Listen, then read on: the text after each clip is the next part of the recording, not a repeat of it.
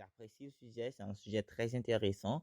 Comment réagir face à une critique et développer son leadership par la même occasion. Mon ami, je dois t'avouer que depuis mon jeune âge, j'ai toujours cette volonté d'apprendre, cette volonté de guider et de mener les autres vers de bons ports. Cette capacité à contribuer à l'atteinte des objectifs d'autres personnes dont je ne connais même pas. Et c'est cette capacité qui me guide encore aujourd'hui. Mais l'une des critiques que j'ai toujours eues, c'est le simple fait que beaucoup de personnes disent que je suis trop jeune. Et l'un des soucis, c'est que moi-même, j'aime travailler avec les gens beaucoup plus âgés que moi, plus doués, plus expérimentés. Et à ce stade, il me faut vraiment dépasser les limites pour créer des objectifs, créer des événements, guider les autres et avancer vraiment avec faste et passion. Donc là, maintenant, beaucoup de personnes vont se dire, c'est quoi être leader? Un leader, c'est quelqu'un qui a la capacité de mener les autres, de les guider et de leur permettre d'atteindre leurs objectifs.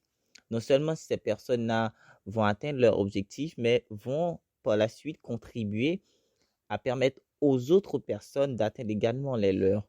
Donc, c'est ça, devenir leader et développer cette capacité en ayant au quotidien des gens qui nous disent, voilà, ceci n'est pas bien, ceci est mauvais, mon cher, tu ne peux pas faire ceci, tu ne peux pas faire cela.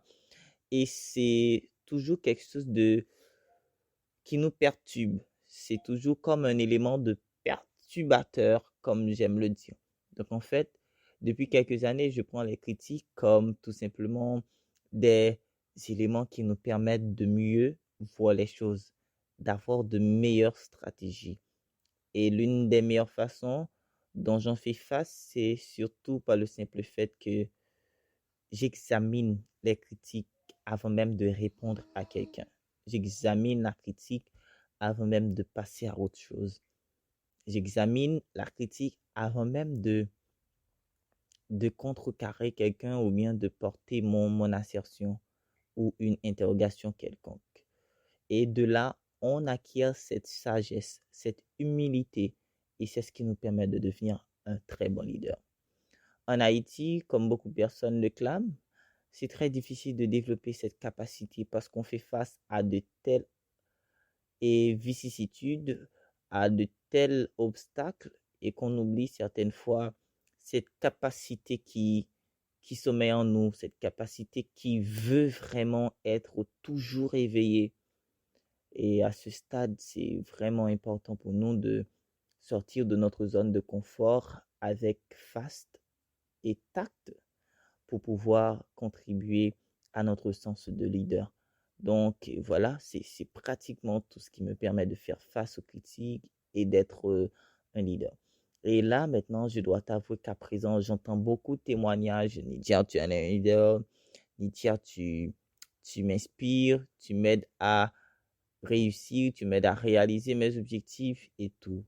Donc, les critiques m'ont permis à devenir cette personne que je suis et que je suis encore en quête.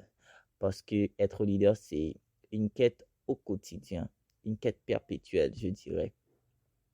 Sinon, j'ai un projet en cours, Learning All Together. Ça permet aux jeunes de se former et de sensibiliser les autres sur la question relative à leurs droits et leurs devoirs.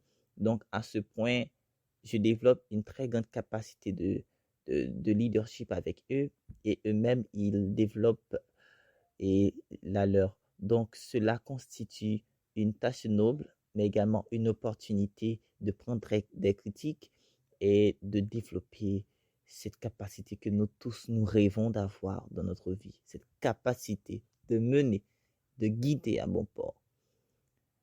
Et voilà, j'aime conseiller aux jeunes de toujours voir les choses avec un second degré, avec un autre œil. Parce qu'en fait, les réalités que nous vivons ne sont pas vraiment les réalités que les autres voient.